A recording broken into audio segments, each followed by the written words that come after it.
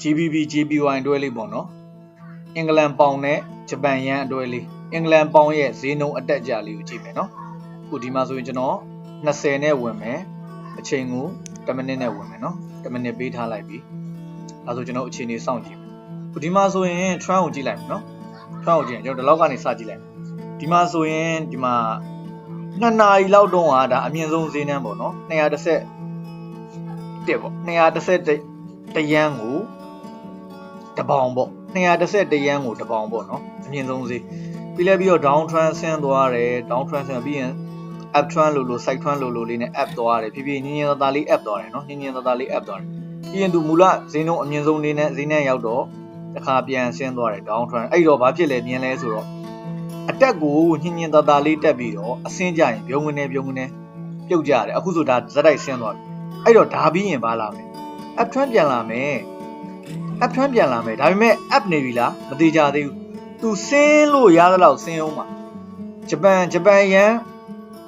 တန်ဖိုးမြင့်လို့ရသလောက်မြင့်အောင်ပါပြောချင်တာဒါကဂျပန်ငွေကြေးဈေးမှာနေတဲ့သဘောဂျပန်ငွေကြေးဈေးမှာနေလို့ Great Britain ပေါင်ရဲ့ဈေးနှုန်းကကျသွားတယ်ဒါဆိုရင်သူလာပြီးအနီးတုံးပြီးရင်အစိမ့်တုံးဒါဆို up trend လာမှာ up trend လာတော့မှာဒါပေမဲ့နောက်ထပ်တုံးလောက်စောင့်ကြည့်လိုက်အောင်ဒါပေမဲ့ကျွန်တော်အနိုင်ဆုံးဈေးတန်းရောက်သွားတဲ့ထင်တဲ့အတွက်ကျွန်တော်ဝင်လိုက်ပြီနော်ဝင်လိုက်ပြီဒါသူလုံးဝအနိုင်ဆုံးဈေးတန်းကိုရောက်သွားပြီးတော့ညင်ညင်သာသာလေးပြန်တက်အောင်ပါညင်ညင်သာသာလေးဟွာပေါ့အင်္ဂလိပ်ငွေဈေးကတက်မယ်ဂျပန်ငွေဈေးနည်းနည်းကျမယ်ဆိုတဲ့သဘောဒါဆိုရင်ဒါ down trend မကုန်သေးဘူးဗျာနော် down trend မကုန်သေးဘူး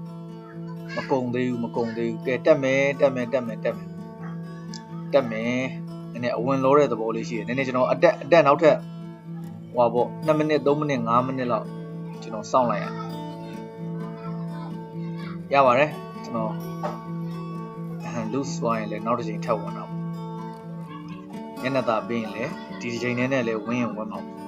စိတ်ရှည်ပါနော်စိတ်ရှည်ပါကျွန်တော် trend လေးလေ့လာပါဟုတ်တယ်ဗျသူအကြဈေးနှုန်းမကုန်သေးဘူးနည်းနည်းဆက်ကြအောင်အဲ့ဒါကြောင့်ပြောတာ trend ကိုမဆန့်ကျင်နဲ့လို့ခုဒီမှာဆိုတစ်လျှောက်လုံးဒီကနေဒီကိုသလား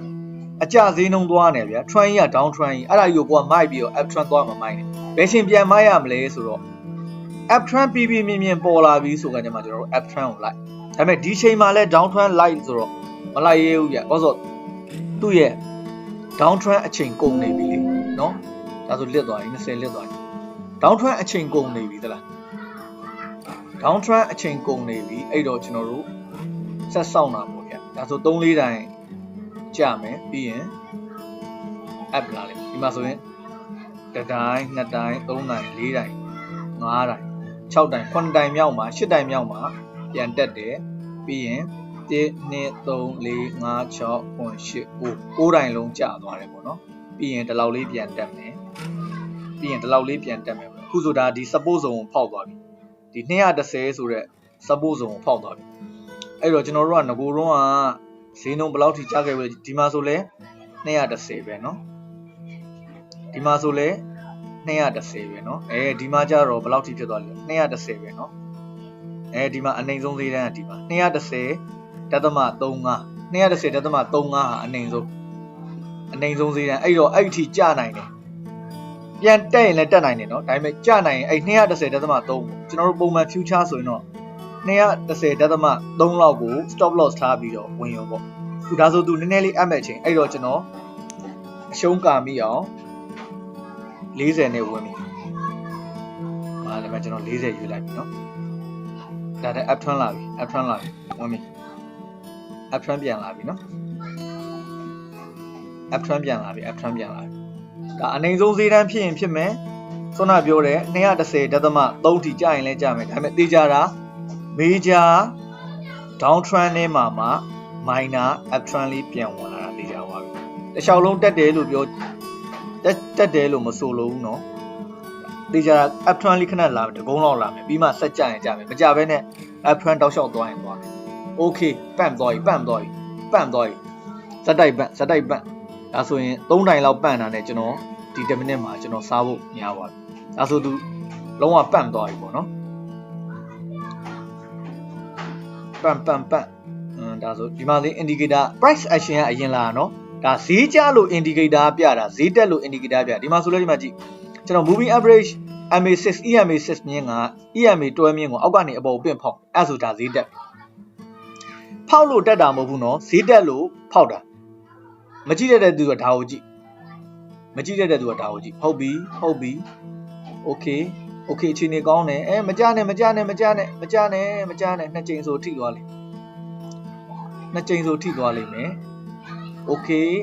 5 4 3 2 1 boom okay ဒါဆိုရင်ကျွန်တော်ရှေ့က loose ဖြစ်သွားတယ်